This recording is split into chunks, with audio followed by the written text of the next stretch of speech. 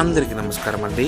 పొద్దున్నే లేవగానే మటన్ కొట్టించడానికి మార్కెట్కి అయితే వెళ్ళిపోయాను. అందుకే మా అమలాపురం జొమాటోలో అయితే కర్రీస్ అయితే స్టార్ట్ చేశానండి ఈ రోజు నుంచే. రోజు మరి డాడీ కూడా ఊర్లో లేరు, అందుకే మార్కెట్కి వెళ్ళి మొత్తం మటన్ అయి కొట్టించుకున్నాను అనమాట. మటన్ షాప్ ఎక్కడంటే మా అమలాపురం గార్పట్టు ఇదిలో బస్ స్టాండ్ బొమ్మ ఎదురుకున్నాను అనమాట. ఇదే మా సెంటర్. నెక్స్ట్ టిఫిన్ కట్టించుకోవడానికి అయితే వెళ్ళిపోయాను. ఇక్కడ 20 రూపీస్ అన్ని ఐటమ్స్ దొరుకుతాయి అనమాట. ఎర్ర దగ్గర ఉంటుంది. ఇక్కడ మన ఫాలోవర్ కూర్చుని తినేస్తున్నారు.